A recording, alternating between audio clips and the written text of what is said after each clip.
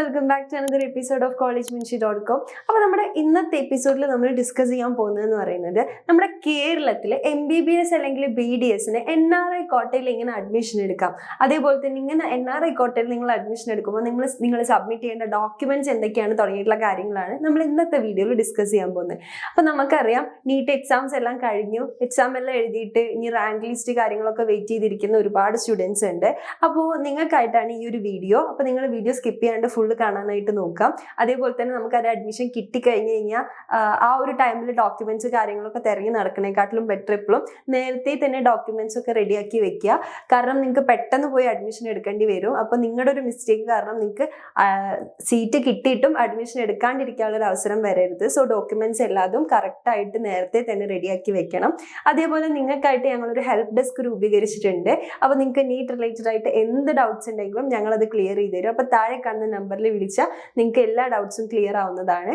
And ഇനി നിങ്ങൾക്ക് NEET related ആയിട്ട് അപ് ടു ഡേറ്റ് ആയിട്ടുള്ള അപ്ഡേറ്റ്സ് കിട്ടണമെന്നുണ്ടെങ്കിൽ ഞങ്ങളൊരു വാട്സപ്പ് ചാനൽ തുടങ്ങിയിട്ടുണ്ട്. അപ്പോൾ അതിൽ എല്ലാ അപ്ഡേറ്റ്സും ഞങ്ങൾ കൊടുക്കുന്നതാണ്. സോ അതിന്റെ ലിങ്ക് താഴെ ഡിസ്ക്രിപ്ഷനിലുണ്ട്, എല്ലാവരും പെട്ടെന്ന് ജോയിൻ ചെയ്യാം. അപ്പം നിങ്ങൾ കേരളത്തിൽ MBBS അല്ലെങ്കിൽ BDS NRI കോട്ടയിൽ അഡ്മിഷൻ എടുക്കാൻ ഇരിക്കുന്ന ഒരു സ്റ്റുഡൻ്റ് ആണെങ്കിൽ നിങ്ങൾക്ക് കേരളത്തിൽ 20ഓളം വരുന്ന പ്രൈവറ്റ് കോളേജസിൽ അപ്ലൈ ചെയ്യാവുന്നതാണ്.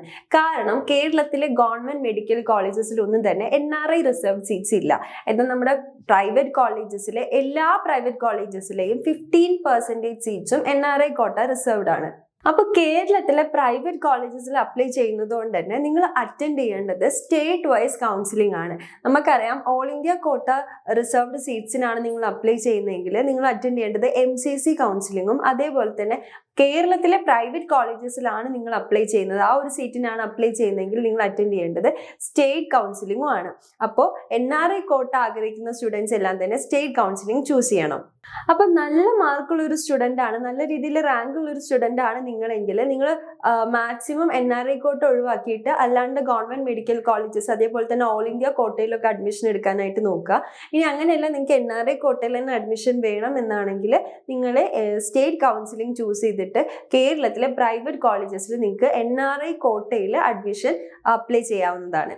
അപ്പൊ NRI കോട്ടയിൽ നിങ്ങൾ അഡ്മിഷൻ എടുക്കുമ്പോൾ നിങ്ങൾ ഓരോ വർഷവും ട്യൂഷൻ ഫീസ് ആയിട്ട് അടയ്ക്കേണ്ടത് 20 lakh per year ആണ്.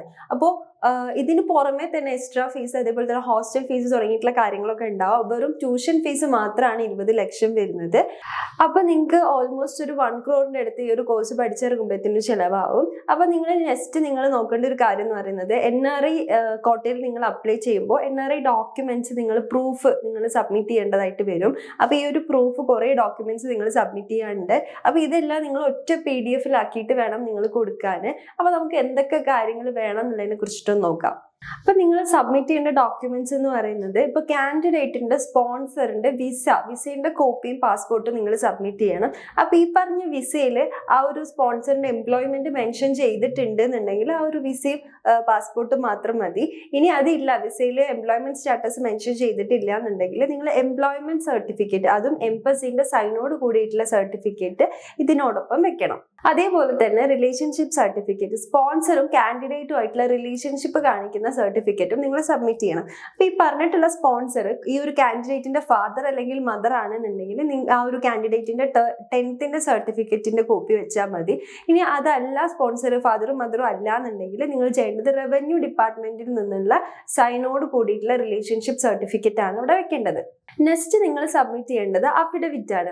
അപ്പോൾ നിങ്ങളുടെ സ്പോൺസർ കേരളത്തിലുള്ള ഒരാളാണെന്നുണ്ടെങ്കിൽ നോട്ടറിന്റെ അടുത്ത് നിന്നുള്ള 200 രൂപ കൊടുത്തിട്ടുള്ള നമ്മുടെ മുദ്രപത്രം ഉണ്ടല്ലോ, അപ്പൊ അതാണ് നിങ്ങൾ അഫിഡവിറ്റ് ആയിട്ട് വെക്കേണ്ടത്.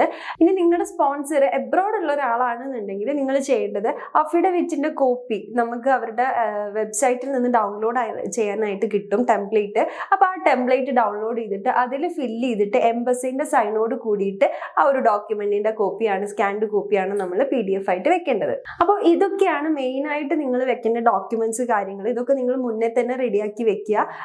ആൻഡ് ഈ പറഞ്ഞ ഡോക്യുമെന്റ്സ് എല്ലാം തന്നെ നിങ്ങൾ സബ്മിറ്റ് ചെയ്യുന്ന സമയത്ത് ഒറ്റ PDF ആക്കിയിട്ട് വേണം ഈ ഒരു ഡോക്യുമെന്റ്സ് എല്ലാം തന്നെ സബ്മിറ്റ് ചെയ്യാനായിട്ട്. ആൻഡ് നിങ്ങൾ കൗൺസിലിംഗ് അറ്റൻഡ് ചെയ്യുന്ന സമയത്ത് സ്റ്റേറ്റ് കൗൺസിലിംഗ് ആണല്ലോ നിങ്ങൾ അറ്റൻഡ് ചെയ്യാൻ പോകുന്നത്. അപ്പോൾ സ്റ്റേറ്റ് കൗൺസിലിംഗ് അറ്റൻഡ് ചെയ്യുന്ന സമയത്ത് നിങ്ങൾ NRI കോട്ട എന്നുള്ള ഓപ്ഷനാണ് ചൂസ് ചെയ്യേണ്ടത്. ഈ ഒരു ആപ്ലിക്കേഷൻ പ്രോസസ്സിന് ശേഷമായിരിക്കും നിങ്ങൾക്ക് ഡോക്യുമെന്റ്സ് വെരിഫിക്കേഷൻ അല്ലെങ്കിൽ ഡോക്യുമെന്റ്സ് സബ്മിറ്റ് ചെയ്യേണ്ടി വരിക. അപ്പോൾ ആ ടൈം ആകുമ്പോഴത്തേനും നിങ്ങൾ ഈ ഡോക്യുമെന്റ്സ് എല്ലാം റെഡി ആക്കിയിട്ട് ഒറ്റ PDF ആക്കിയിട്ട് വെക്കുക. ആൻഡ് നിങ്ങൾ ആ ഒരു ലാസ്റ്റ് ടൈമിലേക്ക് മാക്സിമം നിൽക്കാണ്ടിരിക്കുക, കാരണം നിങ്ങൾക്ക് കുറേ സൈന് കാര്യങ്ങളൊക്കെ വേണ്ടി വരും. അപ്പോൾ പറഞ്ഞ ഡോക്യുമെന്റ്സ് എല്ലാം റെഡിയാക്കുക. നിങ്ങളുടെ അഡ്മിഷന്റെ കാര്യമാണ്, ആരും അത്ര ലാഘവത്തോടെ എടുക്കണ്ട. എല്ലാവരും നേരത്തെ കൂട്ടി തന്നെ ഇതെല്ലാം ചെയ്യുക. അപ്പോൾ NRI കോട്ടയ്ക്ക് അഡ്മിഷൻ എടുക്കാനിരിക്കുന്ന എല്ലാ സ്റ്റുഡൻസും തന്നെ ഈ പറഞ്ഞ കാര്യങ്ങളെല്ലാം നോട്ട് ചെയ്ത് വെക്കേണ്ടതാണ്.